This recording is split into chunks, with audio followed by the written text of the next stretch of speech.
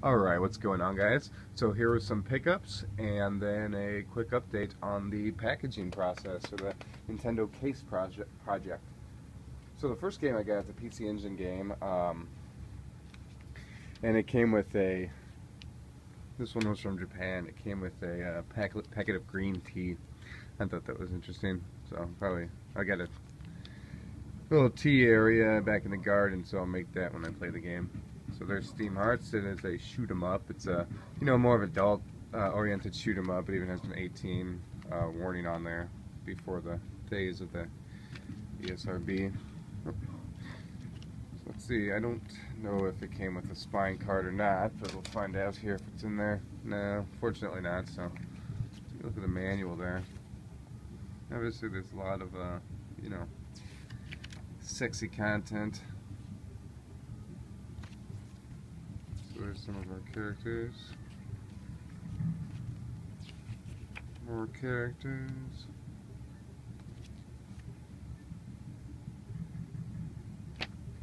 Let's see what these say. These are always pretty interesting.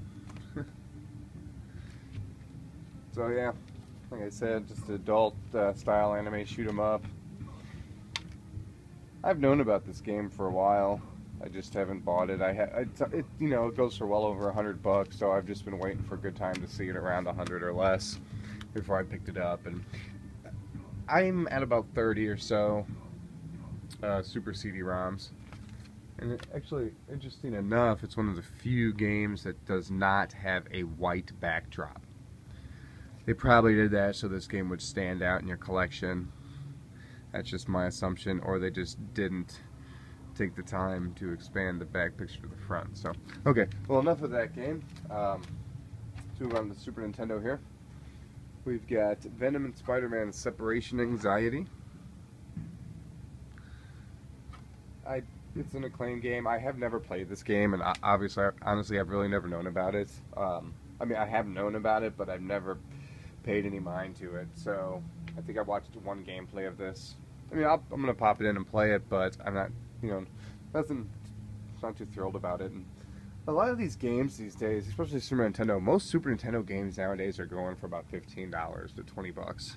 I'm talking like a good 300 of the Super Nintendo games that are out there. At least 30-40% of what's out there for the Super Nintendo is about $20 now. So even games like Brawl Brothers are above $15 on there. So I got these two together actually for pretty cheap.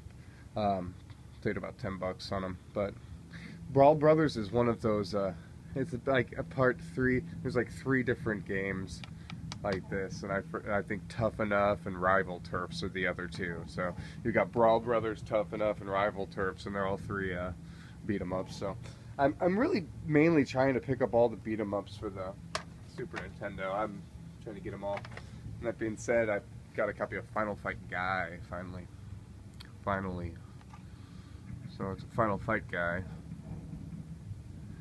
Yep.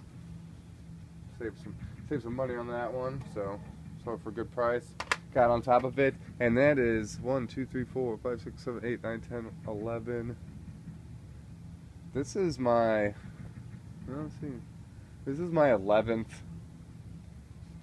Super Nintendo game that's above $100. So for the Super Nintendo, I'm mainly working down the list while the most expensive games are still under $200.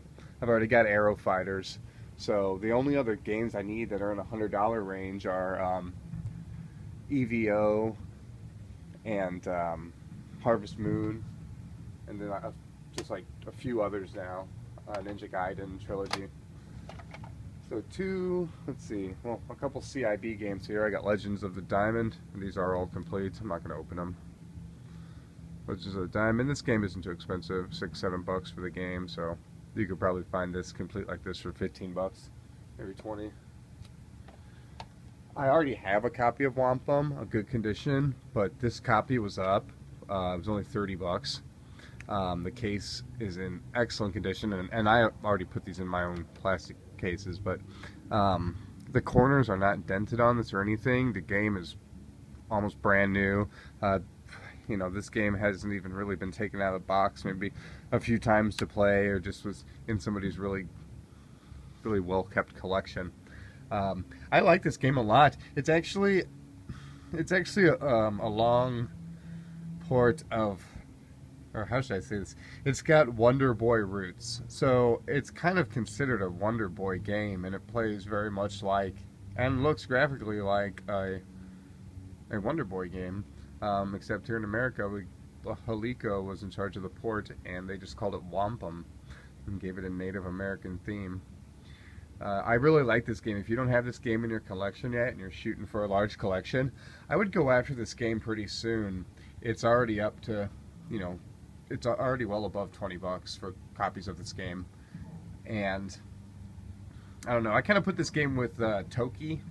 I don't know, I kind of categorize it with Toki and a few other games, but even Toki is getting up close to 30 bucks. But yeah, this was definitely a steal, so got that. And that's kind of what I'm doing now, is just looking for CIB games and picking up CIB games, and if I can find them for cheap, instead of piecing together games with manuals and boxes, I'm just going to buy them CIB and then, you know, sell off whatever I have, or just have the CIB game and my extra one. So another CIB there, Ultimate Warriors of Destiny. Got a few pamphlets.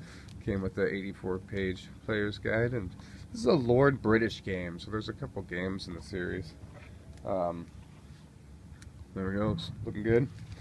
This looks like a pretty decent RPG for the Nintendo. I really haven't really got into any of the Ultimas. I played Quest for the Avatar a bit. They have a concept in these games with the moons and portals and stuff across the land, so that's pretty interesting.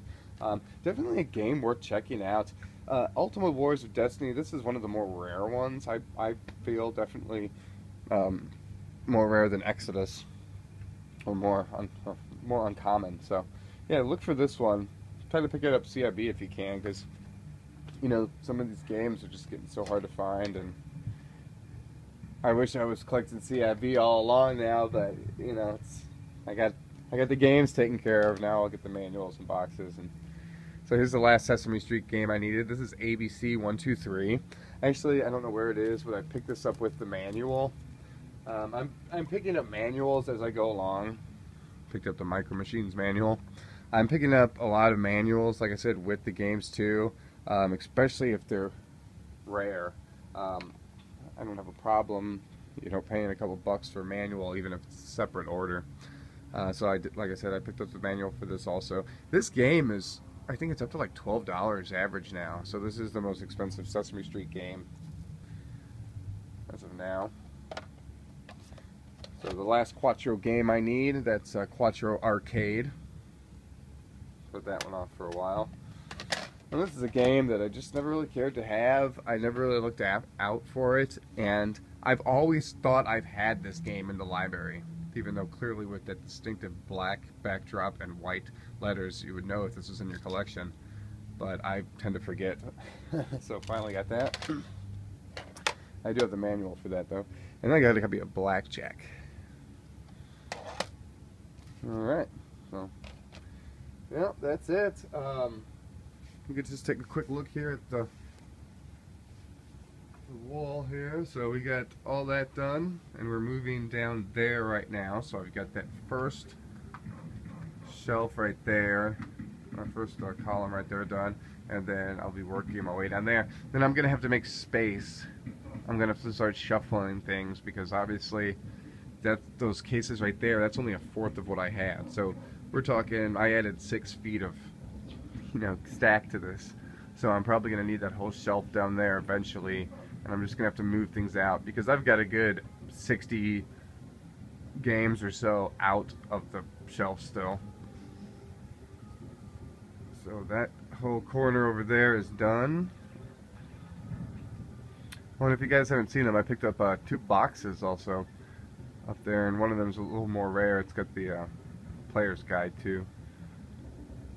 So yeah, everything's looking pretty smooth now, and I've got enough cases for all my sleeves and all my games and stuff, so I'll be knocking that out. So alright guys, well, I'll talk to you later. Peace.